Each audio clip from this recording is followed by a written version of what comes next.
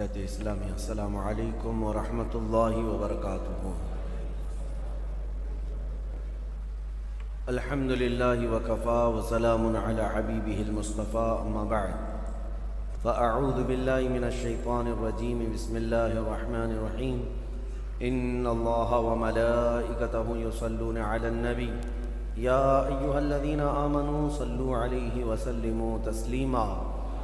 اللهم صل على سيدنا محمد معدن الجود والكرم وآله وأصحابه الكرام وابنه الكريم وبارك وسلم صلاة دائمة سرمدا أبدا بحمده تعالی و بکرم مصطفیٰ صلی اللہ تعالی علیہ وسلم۔ آج کی شب میں قرآن عظیم کے 19 پارے مکمل ہو چکے۔ اللہ عز و جل بقیہ قرآن عظیم کے حصے کو صحیح تجوید سے پڑھنے اور آپ کو سماعت کرنے کی توفیق عطا فرمائے۔ آج ہم نے سورۃ الفرقان اور سورہ شعراء اور سورہ نمل کی تلاوت کی ہے۔ سورۃ الفرقان جو کل تلاوت ہوا تھا اس کا کچھ حصہ آج ہم نے تلاوت کیا ہے۔ قرآن کا ایک دوسرا نام بھی ہے فرقان، اور اللہ تعالیٰ نے اس سورہ کی شروعات یوں فرمائی، تبارک الذی نزل الفرقان علی عبدہ۔ بلندی ہے، پاکی ہے اس ذات کے لیے جس نے فرقان کو اپنے بندے خاص پر اتارا۔ فرقان کیا اتارا؟ یہی قرآن عظیم۔ قرآن کا ایک دوسرا نام ہے فرقان۔ جیسے آپ مشہور سنتے بھی رہتے ہیں قرآن مجید، فرقان حمید۔ فرقان کا مطلب ہوتا ہے فرق کرنے والا، حق اور باطل کے درمیان تمیز کرنے والا۔ اور اس کا نام فرقان اس آیت میں بھی آیا ہے، شہر رمضان الذی انزل فیہ القرآن ھدی للناس وبینات من الھدی والفرقان۔ یعنی اللہ تعالیٰ نے رمضان کے مہینے میں قرآن کو اتارا۔ رمضان کا وہ مہینہ ہے جس میں قرآن اتارا گیا ہے، کس لیے؟ لوگوں کے لیے ہدایت ہے اور لوگوں کو فرق کرنے والا، حق اور باطل کے درمیان تمیز، امتیاز پیدا کرنے والا، یہ قرآن ہے۔ اور اس میں ایک آیت ہے، اللہ تعالیٰ فرماتا ہے قیامت کے دن کچھ لوگ کہیں گے، یا ویلتا لیتنی لم اتخذ فلانا خلیلا، اے کاش میں فلاں کو دوست نہ بنایا ہوتا تو اچھا ہوتا۔ لقد اضلنی عن الذکر، کہ اس نے مجھے قرآن سے بلکہ ذکر اللہ سے روک دیا تھا، گمراہ کر دیا۔ کچھ لوگ صرف دوستوں کی وجہ سے دوزخ میں جائیں گے، اور اچھے دوست ہوں تو دوستوں کی وجہ سے جنت میں بھی جائیں گے۔ صحبت صالح ترا صالح کنت، صحبت طالع ترا طالع کنت، فارسی میں مشہور ہے۔ اچھے کی صحبت تجھے اچھا بنا دیتی ہے، برے کی صحبت تجھے برا بنا دیتی ہے۔ حضور اکرم صلی اللہ تعالیٰ علیہ وسلم نے بھی ارشاد فرمایا، اچھوں کی صحبت ایسے ہے جیسے کوئی عطر کی دکان میں گیا اور آیا، اگرچہ عطر نہ لگایا ہو لیکن اس کے جسم میں خوشبو آنے لگ جاتی ہے دکان پہ جا کر آنے سے ہی۔ اچھے کی صحبت میں بیٹھنے کے بعد اس کے اخلاق کا اثر آ ہی جاتا ہے۔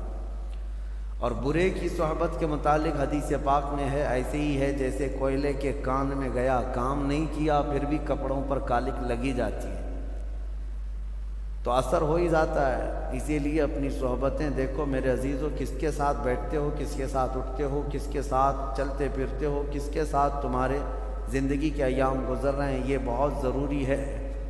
اور یہ بھی فرمایا گیا کہ انسان اس کے دوستوں سے ہی پہچانا جاتا ہے، اس کے دوستوں سے ہی اس کی کیٹیگری متعین ہوتی ہے، کس کے ساتھ بیٹھتا ہے، کن لوگوں کے ساتھ رہتا ہے، اسی سے اس کا سٹیٹس بھی معلوم پڑتا ہے، اس کا معیار بھی پتہ چلتا ہے۔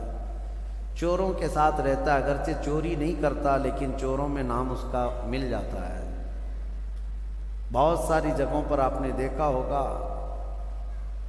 نشہ تو نہیں کرتا لیکن جتنے نشیڑی ہیں ان کے ساتھ بیٹھتا اٹھتا ہے، لوگوں کے ذہن میں یہ بات آ جاتی ہے کہ اس کے اندر بھی وہی گر ہے، وہی گن ہے، یعنی جو اس کے دوستوں کے عادات و اطوار ہیں شاید اس کے اندر بھی ہوں گے۔ ہزار تم کہتے رہو کہ میں نہیں کرتا، لیکن وہ صحبت تمہاری تمہیں بدنام یہاں جب کرتی ہے تو پھر قیامت کے دن کیا ہوگا؟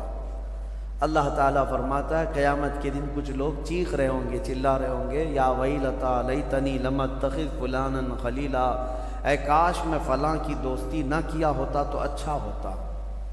اسی لیے حضرت انس رضی اللہ تعالیٰ عنہ فرماتے ہیں مجھے زندگی میں سب سے زیادہ خوشی حضور کی ایک حدیث کی وجہ سے، ایک حدیث میں نے سنا تو سب سے زیادہ خوشی ہوئی۔ کون سی؟ نبی کریم صلی اللہ تعالیٰ علیہ وسلم نے ارشاد فرمایا المرء مع من احب، آدمی قیامت کے دن اسی کے ساتھ اٹھایا جاتا ہے جس سے وہ محبت کرتا ہے۔ حضرت انس کہتے ہیں اس حدیث سے مجھے بہت خوشی ہوئی۔ پوچھا کیوں؟ کہا اس لیے کہ میں رسول اللہ سے محبت کرتا ہوں، میں نبی پاک صلی اللہ علیہ وسلم سے محبت کرتا ہوں، اور جو حضور سے محبت کرتا ہے، خلفائے راشدین سے محبت کرتا ہے، اولیاء امت سے محبت کرتا ہے، قیامت کے دن وہ انہی کے ساتھ اٹھایا جائے گا۔ اور باقی جو پردے پر ناچنے والے مجرا کرنے والوں سے محبت کرتا ہے وہ انہی کے ساتھ اٹھایا جائے گا۔ تمہاری کیٹیگری یہاں پر بھی متعین ہو جاتی ہے۔ بہرحال اللہ تعالیٰ اچھی صحبتیں عطا فرمائے۔ اور ایک اسی سورہ فرقان میں اللہ کے بندوں کی صفات اللہ نے بیان کی، وَعِبَادُ الرَّحْمَنِ الَّذِينَ يَمْشُونَ عَلَى الْأَرْضِ هَوْنًا، رحمان کے بندے جب زمین پر چلتے ہیں تو دھیمے انداز میں چلتے ہیں، یعنی اکڑ کر نہیں چلتے۔ رحمان کے بندے، ان کی تعریف میں اللہ نے کئی آیتیں نازل فرمائی۔ کون ہیں یہ؟ عباد الرحمن۔ عباد الرحمن ان کی تعریف میں آیتیں آئی ہیں۔ اور پھر دوسری ان کی صفت یہ ہے وَإِذَا خَاطَبَهُمُ الْجَاهِلُونَ قَالُوا سَلَامًا، جب جاہل لوگ ان سے بات چیت کرتے ہیں یا وہ جاہلوں سے آمنا سامنا ان کا ہوتا ہے تو یہ سلام کر کے گزر جاتے ہیں، جاہلوں سے بحث نہیں کرتے۔ کون؟ اللہ کے نیک بندوں کی صفت یہ ہے۔ جاہلوں سے بحث کرنا یہ اللہ والوں کی شان نہیں ہے۔ اسی لیے میرے عزیزو، آج جتنا بھی افواہوں کا بازار گرم ہوتا ہے اور جس قدر بھی لوگوں کے درمیان چیمی گوئیاں پھیلتی ہیں، یہ جاہلوں کی وجہ سے۔ جاہل ایسے ایسے مسائل پر بات کرنے آتے ہیں۔ اللہ کی پناہ، الامان والحفیظ۔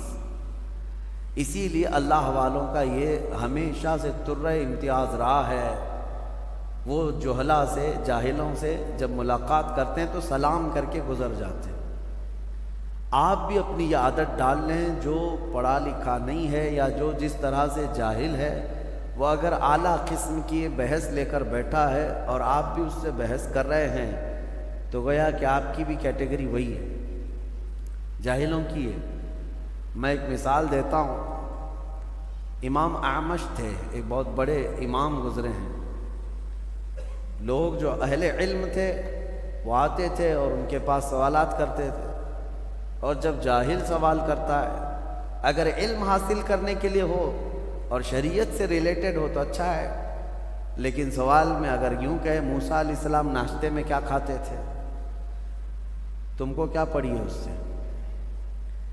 امام احمد سے آ کر کے ایک شخص نے پوچھا کہ سنا ہے مسجد میں جب ہم سجدہ کرتے ہیں مٹی کی زمین ہوتی تھی، پیشانی پہ کنکریاں لگ جاتی ہیں، اور گھر میں جاتے ہیں ہم اسی طرح سے کنکریاں کے ساتھ، تو سنا ہے مسجد کی وہ کنکریاں آ جاتی ہیں لگ کر کے تو وہ چیختی رہتی ہیں، چلاتی رہتی ہیں کہ مجھے مسجد سے کیوں لے کر آیا۔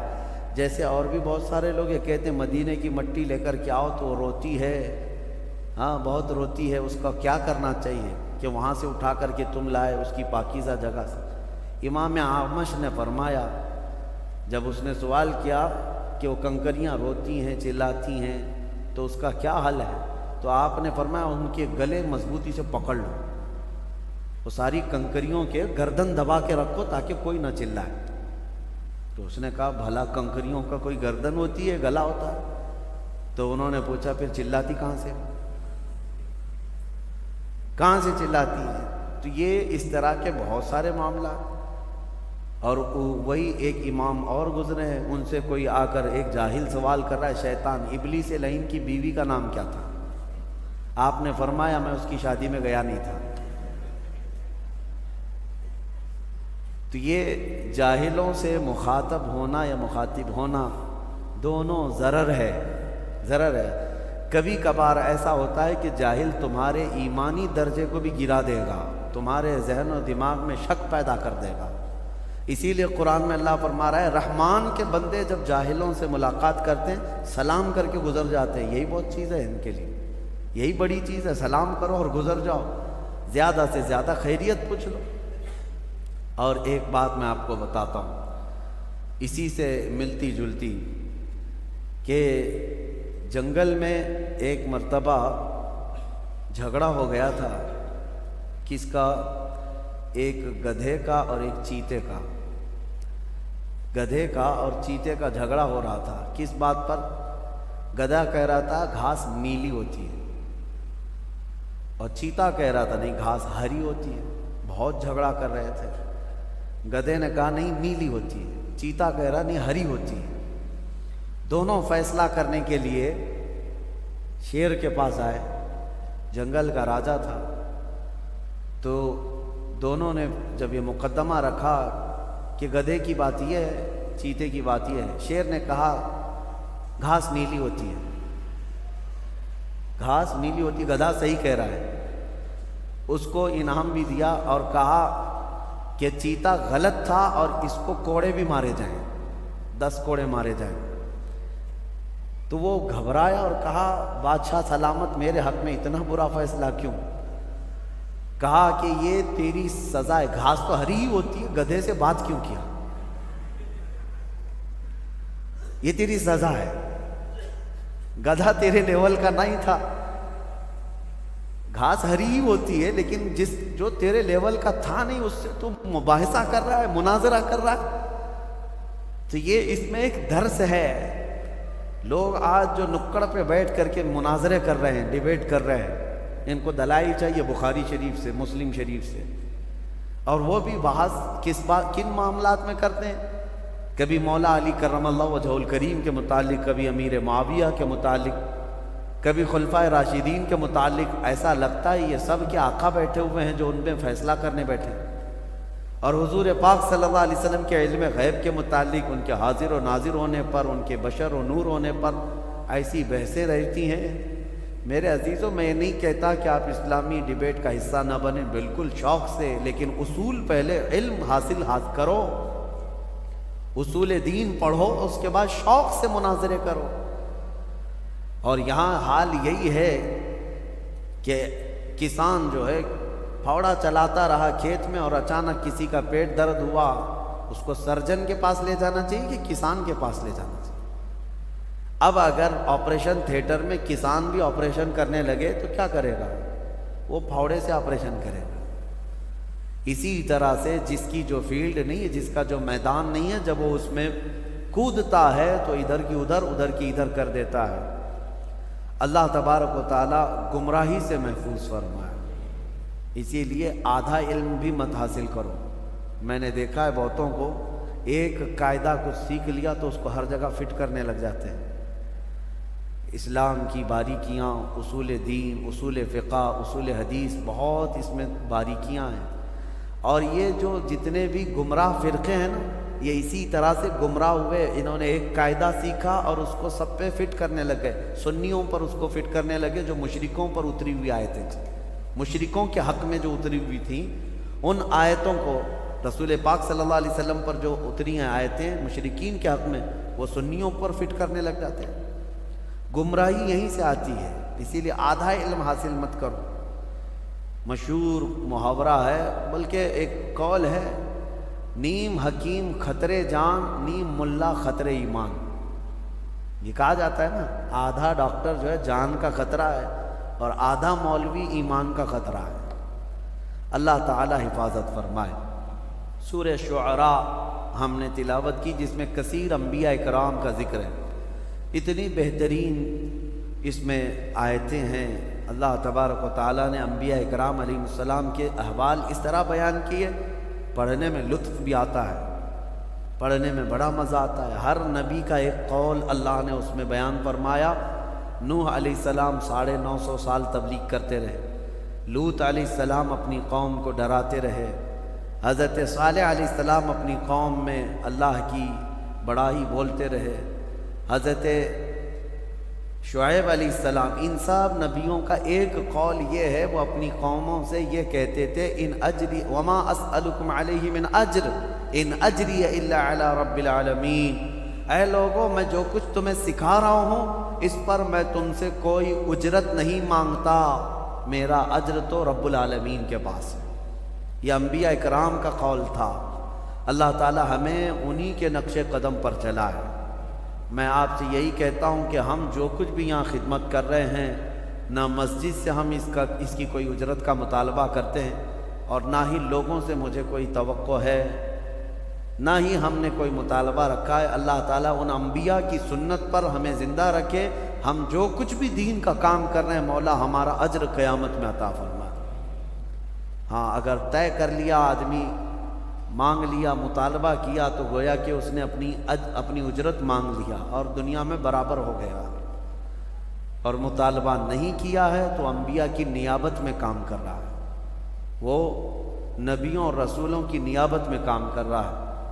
شعراء جو ہے یہ لفظ ایک آیت کی وجہ سے اس پورے سورے کا نام ہی شعراء ہو گیا۔ شعراء، شاعر کی جمع شعراء، جو شاعر ہوتے ہیں نا، شعر و شاعری کرنے والے، ان کے بارے میں قرآن کیا کہتا ہے؟ شاعر لوگوں کے بارے میں، وَالشُّعَرَاءُ يَتَّبِعُهُمُ الْغَاوُونَ، اللہ فرماتا ہے یہ جتنے شاعر لوگ ہیں اکثر یہ گمراہی کی طرف جاتے ہیں، یہ گڑھے میں گر جائیں گے۔ ہوتا بھی یہی ہے۔ یہ کون سے شاعروں کے لیے ہے؟ جو نعت رسول پڑھتے ہیں یا اللہ کی حمد بیان کرتے ہیں اشعار میں، ان کے لیے نہیں ہے۔ فضول شاعری جو کرتے ہیں، دنیاوی لغویات، محبوبہ کا حسن بیان کر رہے ہیں، معشوقہ کے جلوے بتا رہے ہیں، یہ وہ شاعر ہیں جن کے بارے میں قرآن کہہ رہا ہے کہ یہ سب کے سب گمراہی کے گڑھے میں گرنے والے ہیں، سب کے سب گمراہی میں جائیں گے۔ ہاں، لوگ اس کو آج ایک پروفیشن سمجھتے ہیں، شاعر بننا، کوی۔ اگرچہ پوئٹری جو ہے لوگوں کے دل بہلانے کے لیے ہوتی ہے، اور جو دل بہلانے کے لیے یہ سب چیزیں ہوتی ہیں انہی شاعروں کے بارے۔ ہاں، اگر کوئی فکر کے لیے، اصلاح کے لیے اور تمہارے ذہن کو ابھارنے کے لیے شعر کہتا ہے، جیسے جنگوں میں صحابہ کرام رجزیہ اشعار پڑھتے تھے کہ جب وہ اشعار پڑھتے تو لوگوں میں جوش آتا تھا اور جہاد میں آگے بڑھتے تھے، تو ان شاعروں کی مذمت نہیں آئی۔ حضور پاک کی تعریف بیان کرنے والے جو شعر ہیں، اس سے تمہارے دلوں میں حضور کی محبت پیدا ہوتی ہے۔ کیا اعلیٰ حضرت کے اشعار پڑھتے ہی ہمیں اللہ کے نبی کا حسن نہیں یاد آتا؟ محبت میں جھوم جاتے ہیں۔ جو بھی عاشقان رسول کے اشعار ہیں وہ پڑھ سکتے ہیں، ان کی مذمت نہیں آئی۔ اللہ کی حمد میں جو شعر بیان کیے گئے اس کی مذمت نہیں ہے۔ اولیاء امت کے متعلق جو اشعار ہیں، اسلام کی فضیلت میں، قرآن کی فضیلت میں، یا دینی معاملات علماء کی فضیلت میں جو اشعار ہیں، ان کی مذمت نہیں ہے۔ صرف مذمت ان دنیاوی شاعروں کی ہے جو صرف دنیا کمانا چاہتے ہیں۔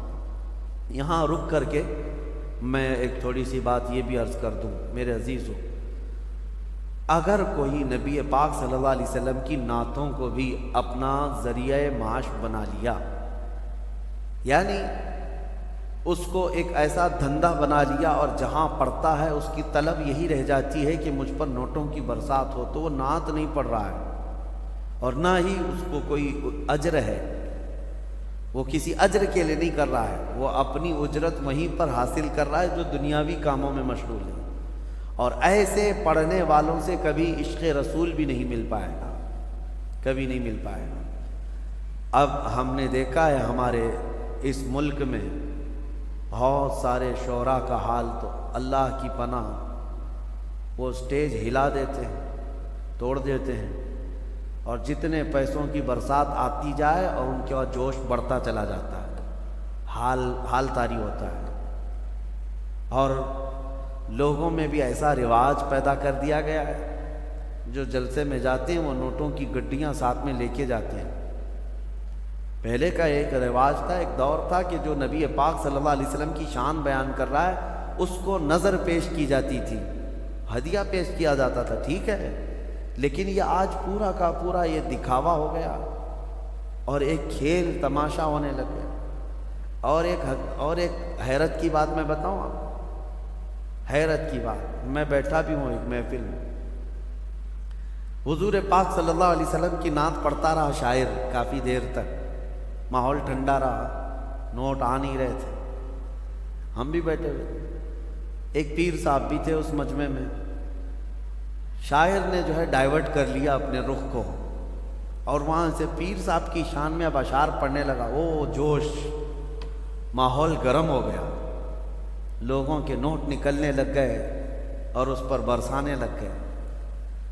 کس طرح کا مجمع بنایا گیا ہے میرے عزیزوں، اس حبیب رب العالمین کی شان میں نعت پڑھنے پر سناٹا ہے، جس کی تعریف میں قرآن رطب اللسان ہے، جس کی تعریف میں تمام کائنات کی اشیاء رطب اللسان ہیں، اس نبی رحمت کی تعریف میں تمہارے کانوں میں سناٹا ہے۔ اور ایک پیر کے متعلق جیسی ہی کہہ دیا گیا جوش آ گیا۔ یہ شخصیت پرستی کا جو رواج شروع ہوا، اس سے بچا جائے، اس سے بچا جائے۔ میں اس کے سخت مخالف ہوں۔ بات ہو تو رسول رحمت کی بات ہو، مصطفیٰ کریم صلی اللہ علیہ وسلم کی بات ہو۔ میں نے کبھی یہ اپنے لیے پسند نہیں کیا کہ میرے شان میں یا میرے لیے کوئی بڑے القاب یا بڑے اشعار پڑھے جائیں، کبھی نہیں۔ اللہ گواہ ہے اس بات کا۔ ہماری خواہش صرف اتنی ہوتی ہے، ہمارا اپنا نام کس کی وجہ سے ہے؟ وہ رحمت دو عالم صلی اللہ علیہ وسلم کی وجہ سے ہے۔ اگر نبی پاک صلی اللہ علیہ وسلم کی نسبت ہمارے ساتھ نہ ہو تو ہم تو ایک مردہ لاش ہیں، ہماری اپنی کوئی حیثیت نہیں۔ شاعروں کو یہ چاہیے، نعت خواں بنو، نوٹ خواں نہ بنو۔ نعت خواں اس کی بڑی فضیلت ہے، اس کی قبر بھی ہمیشہ خوشبوؤں سے مہکتی رہتی۔ جو نعت رسول پڑھنے والا ہے دنیا سے جاتا ہے، اس کی قبر جو ہے خوشبو سے بھر دی جاتی ہے۔ اور جس نے صرف دنیا کی طلب رکھی، پھر اس نے نعتوں کو ایک ذریعہ بنایا اور بیچتا رہا۔ آج بہت سارے ایسے معاملات ہیں۔ ایک شاعر کو یہی میں نے کافی سال پہلے، 10 سال پہلے، 10-12 سال ہو گئے ہوں گے، بہت پیسے دے کر کے لوگ بلائے تھے، میں بھی تھا جلسے میں۔ نماز کا وقت ہوا، ہم نماز کے لیے کھڑے ہو گئے، لیکن وہ پان کھاتے ہوئے باہر بھاگ گئے، نماز نہیں پڑھی۔ پھر صبح کی بھی نماز نہیں، عشاء کی بھی نماز نہیں۔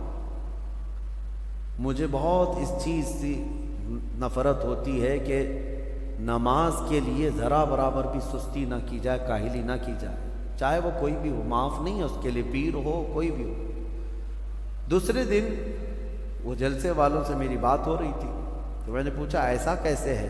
رات کو تو اتنا چہک چہک کر کے نعت پڑھ رہے تھے، ایسا کہہ رہے تھے ابھی مدینے کی گلیوں میں لے کر چلیں گے، تصور مدینہ فلاں فلاں فلاں، اور نبی پاک صلی اللہ علیہ وسلم کے حکم کے مطابق یہ نماز سے غافل ہے یہ بندہ۔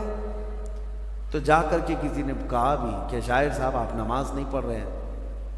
وہ اس پر اطراء کر کے وہ اور گھمنڈ سے کہتا ہے دو میں سے ایک کام کرا لو، جلسہ کرا لو یا تو نماز پڑھا لو۔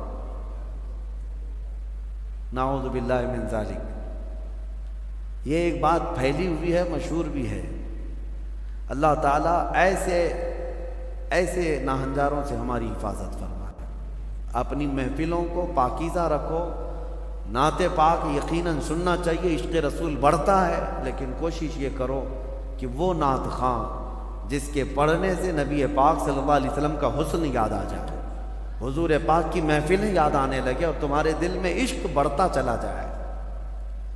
اور میں ان نعت خوانوں سے کہتا ہوں تم اس کی طلب چھوڑ دو، مال کی طرف مت دیکھو، گنبد خضرا کی طرف دیکھو، اتنا ملے گا کہ تمہاری جھولی تنگ ہو جائے گی، جھولی تنگ ہو جائے گی۔ بڑے بڑے اور بھی نعت خواں ہیں جن سے ہماری ملاقات ہے، الحمدللہ انہوں نے کبھی مطالبہ نہیں کیا، لیکن اللہ کے حبیب کی بات کرتے ہیں تو اتنا انہیں نوازا گیا ہے کہ وہ اب خود دوسروں کو نوازتے ہیں۔ یہ بھی میرے سامنے موجود ہے۔ میں ان سے کہتا ہوں کہ تم طلب مت رکھو، میرے آقا جو دیتے ہیں ان کے دربار سے جو ملتا ہے وہ بہت ہوتا ہے، بہت ہوتا ہے۔ اللہ کریم ہمیں بے نیاز رکھے۔ بس سورہ نمل آخری سورہ جو ہم نے تلاوت کی، چونٹی کے نام سے سورہ ہے، نمل چونٹی کو کہتے ہیں۔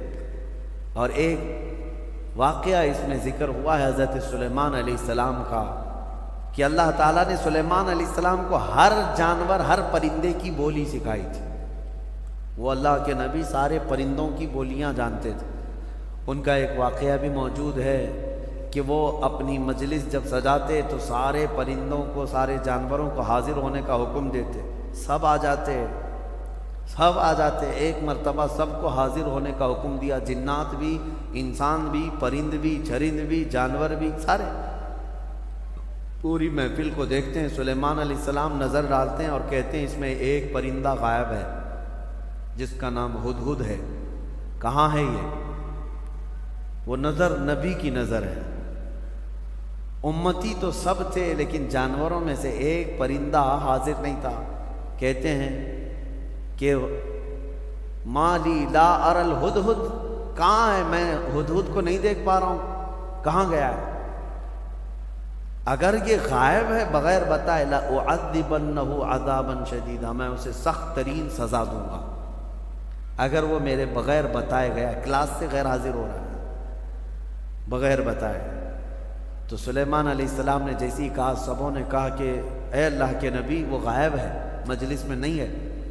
تھوڑی ہی دیر کے بعد ہانپتا کانپتا یہ ہدہد آ گیا۔ ہدہد ایک پرندہ ہے، آ گیا، کہا اے اللہ کے نبی معذرت، مجھے معاف کریں، میں اڑتے اڑتے ایک ایسے وطن میں گیا تھا جہاں میں نے ایک عورت کو دیکھا کہ وہ بادشاہ بنی ہوئی ہے لوگوں کی، اور وہ حکومت کر رہی ہے، اور اس کا حال یہ، وجدتھا وقومھا یسجدون للشمس، اس کی پوری قوم جو ہے سورج کی عبادت کر رہے ہیں۔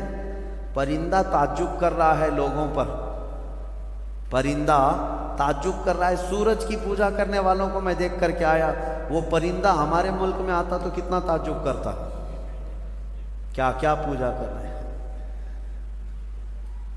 وہ پرندہ، یہ سبا بلقیس ملکہ تھی، یہ رہنے والی تھی یمن کی، اور حضرت سلیمان علیہ السلام فلسطین میں ہیں، اور یہ پرندہ یمن سے اڑ کر کے آیا اور کہا میں ایک ایسی عورت کو دیکھا جو حکومت کر رہی ہے اور اس کی ساری قوم سورج کی عبادت کر رہی ہے، ان کو عقل نہیں ہے اے اللہ کے نبی، اور شیطان نے ان کے اعمال سجا کر کے دے دیے ہیں ان کو، اور بہکا کر کے رکھا ہے، کیا بتایا جائے، سب گمراہ ہیں۔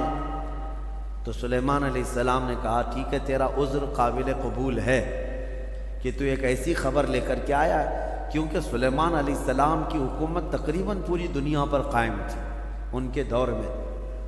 تو اب جب ان کی رعایا میں اس طرح کی بات پائی جا رہی ہے، یا کوئی دور دراز کوئی عورت حکومت کر رہی ہے چند لوگوں پر، اور یہ پرندہ خبر لے کر کے آیا، تو حضرت سلیمان علیہ السلام نے کہا ٹھیک ہے جا، میں تیرے ہی ہاتھ اسے پیغام بھیجتا ہوں۔ ایک خط لکھا جس میں شروع میں ہی لکھا بسم اللہ الرحمن الرحیم۔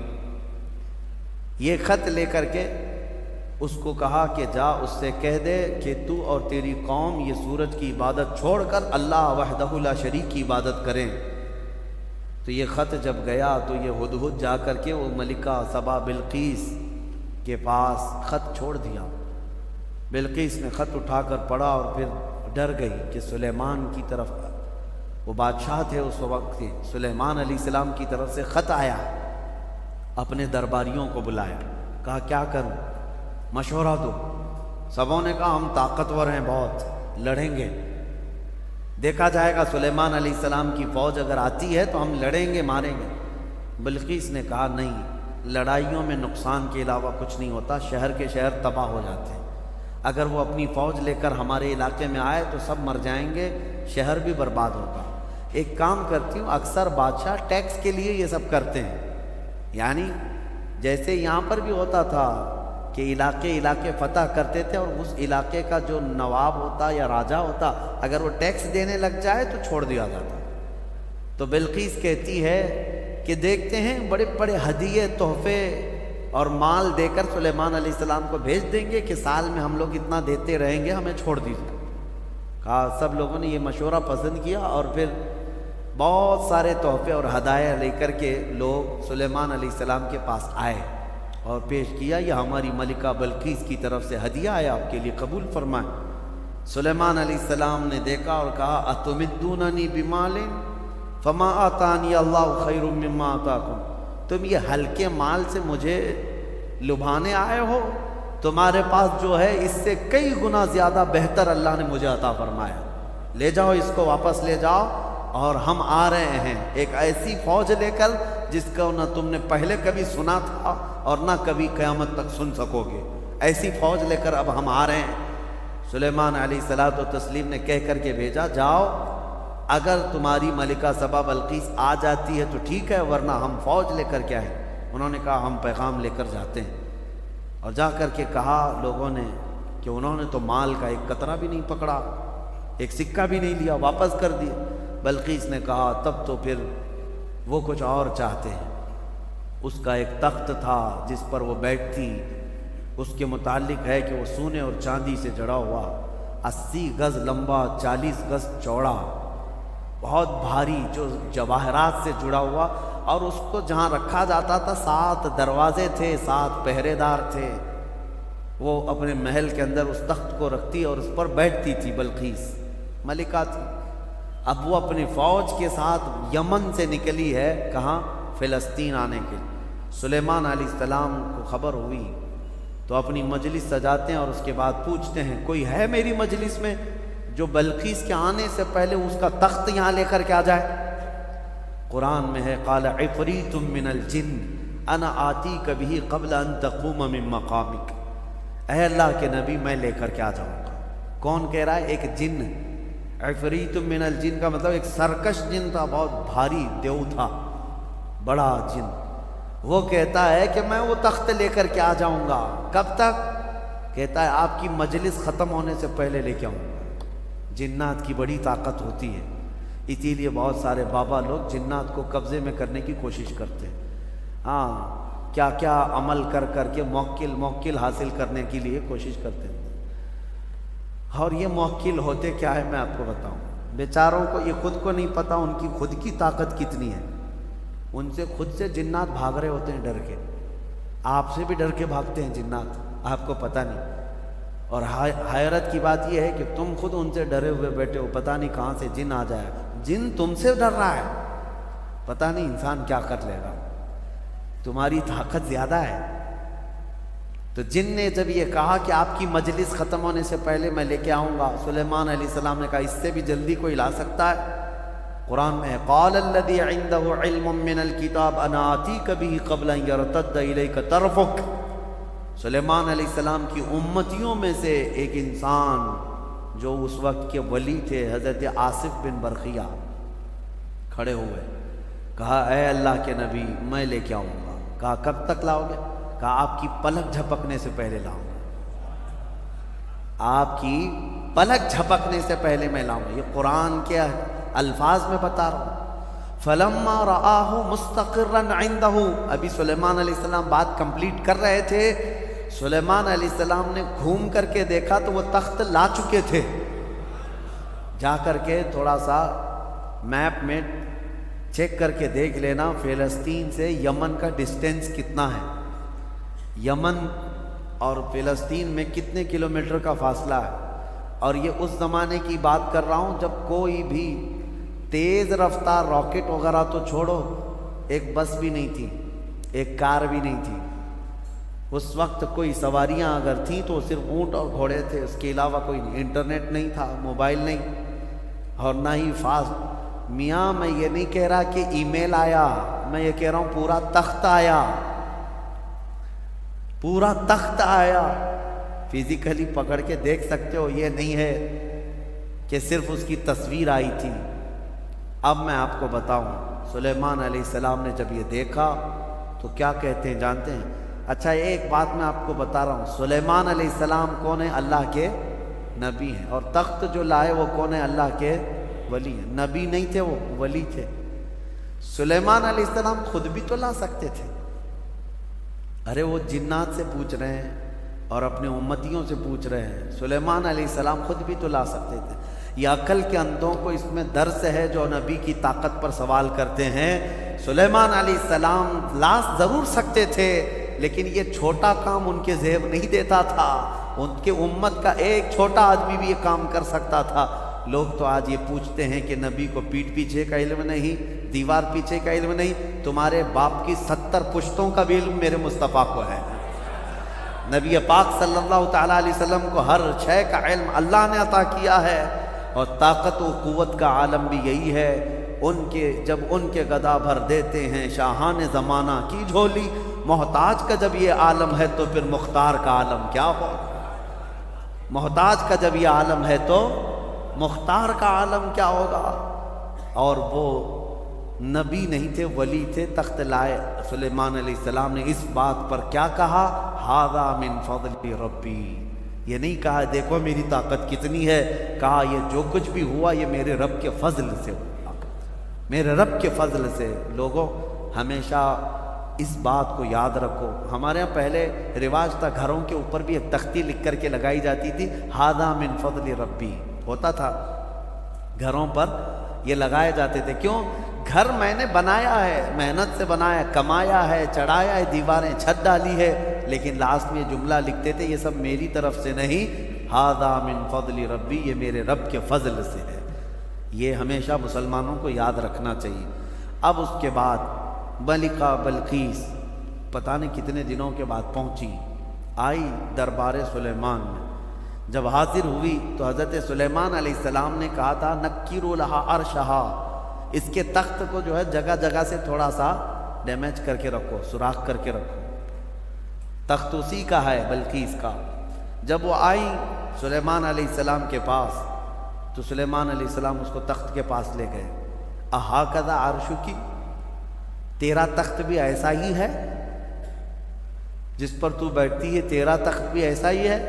وہ غور سے دیکھتی ہے، قالت کأنہ ہوا، ایسا ہی نہیں یہی ہے، یہ تخت ایسا ہی میرے تخت کی طرح نہیں، یہی ہے میرا تخت۔ اور اس کے بعد جب اس نے طاقت سلیمان کو دیکھا تو کہتی ہیں اسلمت مع سلیمان للہ رب العالمین، میں سلیمان علیہ السلام کے ساتھ رب العالمین اللہ پر ایمان لے آتی ہوں۔ اسلمت کا مطلب ہوتا ہے اسلام لائی۔ ملکہ بلقیس بھی اسلام لائی، ہاں سبا بلقیس بھی اسلام لائی، یہ لفظ ہے اسلمت۔ انشاءاللہ اس زمانے کی بھی کوئی وکٹوریا ہوگی وہ بھی اسلمت کہے گی۔ جب طاقت مصطفیٰ کریم صلی اللہ علیہ وسلم کے مظاہرے دیکھے تو وہ اسلمت کہے کہ میں اسلام لائی۔ یہ واقعہ سورہ نمل میں موجود ہے۔ اس کے بعد سلیمان علیہ السلام ایک وادی سے گزر رہے تھے، اس وادی میں چونٹیاں بہت زیادہ تھیں، تو ایک چونٹی کہتی ہے جو رانی تھی کہ چونٹیوں جلدی جلدی اپنے سوراخوں میں چلو کہ سلیمان علیہ السلام اور ان کا لشکر آ رہا ہے، اور کہیں وہ بے خبری میں تمہیں روند نہ دیں۔ یہ جملہ جو ہے قرآن میں ہے۔ چونٹی کہتی قالت یا ایھا النمل ادخلوا مساکنکم لا یحطمنکم سلیمان وجنودہ وہم لا یشعرون۔ سلیمان اور ان کی جو فوج ہے کہیں وہ بے خبری میں تمہیں روند نہ دیں، جلدی جلدی اندر چلو۔ وادی نمل جو ہے نا، یہ چونٹیوں کی وادی، تفسیر میں یہ بتایا گیا ہے کہ ابھی 4.5 کلومیٹر دور تھی، 3 میل یعنی 4.5 کلومیٹر دور سلیمان علیہ السلام ابھی نکلے تھے۔ اسی وقت چونٹی کو پتہ چل گیا کہ اللہ کے نبی اور ان کی فوج، ان کی امت آ رہی ہے، اور جب اس چونٹی نے یہ بات کہی سب دوڑنے لگی اپنے سوراخوں میں۔ تو اب آگے کی آیت سنو، حیرت ہوتی ہے۔ سلیمان علیہ السلام کے بارے میں قرآن کہتا ہے فَتَبَسَّمَ ضَاحِكًا مِّن قَوْلِهَا، چونٹی کی یہ بات سن کر کے حضرت سلیمان علیہ السلام مسکرا پڑے۔ سلیمان علیہ السلام مسکرا پڑے۔ کبھی آپ نے چونٹی کی بات سنی؟ مچھر کی تو سمجھ میں آتی ہے، کان کے پاس آ کر کے گھیں گھیں گھیں کرتا ہے، لیکن میں نے تو چونٹی کی آج تک نہیں سنی۔ آپ نے سنی ہے؟ ہوتی ہے آواز اس کی بھی آواز ہوتی ہے، اور آواز بھی اگر سن لیا تو بات کیا کر رہی ہے کون بتائے۔ لیکن قرآن میں ہے حضرت سلیمان علیہ السلام اس چونٹی کی بات پر ہنس پڑے، مسکرا دیے، وہ بھی 4.5 کلومیٹر دور۔ ابھی سلیمان علیہ السلام اس وادی میں پہنچے نہیں اور چونٹی کی بات اتنی دور سے سن لیا۔ میرے عزیزو، وہ بنی اسرائیل کے نبی سلیمان علیہ السلام کے کان ہیں جو چونٹیوں کی آواز کو سنتے ہیں، اور ہم محمد الرسول اللہ کی طاقت کی بات کر رہے ہیں۔ اس یوں ہی بریلی کے امام نے نہیں کہا تھا دور و نزدیک کے سننے والے وہ کان لالے کرامت پہ لاکھوں سلام۔ قرآن جب کہتا ہے کہ چونٹی کی بولی ہوئی بات اللہ کے نبی سلیمان علیہ السلام سن سکتے ہیں، تو امتی کا پکارا ہوا، امتی کی پکاری ہوئی فریاد مدینے کے تاجدار کیوں نہیں سن سکتے؟ سنیں گے، ضرور سنتے ہیں۔ ہم یہاں سے پکاریں، وہ وہاں سے سنیں، مصطفیٰ کی سماعت پہ لاکھوں سلام۔ یہ اپنے اپنے نصیبے کی بات ہے میرے عزیزو۔ جس کو لگتا ہے نہیں سنتے، جس کو لگتا ہے کہ وہ نہیں سنتے، اللہ کرے کہ وہ یوں ہی جل جل کر کے مر جائے، اس کی دنیا میں بھی کوئی نہ سنے گا اور آخرت میں بھی اس کی کوئی نہ سنے گا۔ اور ہم یہ عقیدہ رکھتے ہیں میرے آقا یہاں بھی سنتے ہیں وہاں بھی سنتے ہیں۔ اسی لیے حدیث میں ہے کہ جب قیامت کے دن کوئی تمہاری نہیں سن رہا ہوگا، اس وقت میں تمہاری سن رہا ہوں گا، اور حضور اس وقت کہہ رہے ہوں گے انا لہا، آؤ میں تمہاری شفاعت کے لیے ہوں۔ اللہ کریم ہمیں حضور کے جلووں میں زندگی عطا فرمائے، ان کے قدموں میں موت عطا فرمائے۔ وآخر دعوانا ان الحمد للہ رب العالمین۔ السلام علیکم۔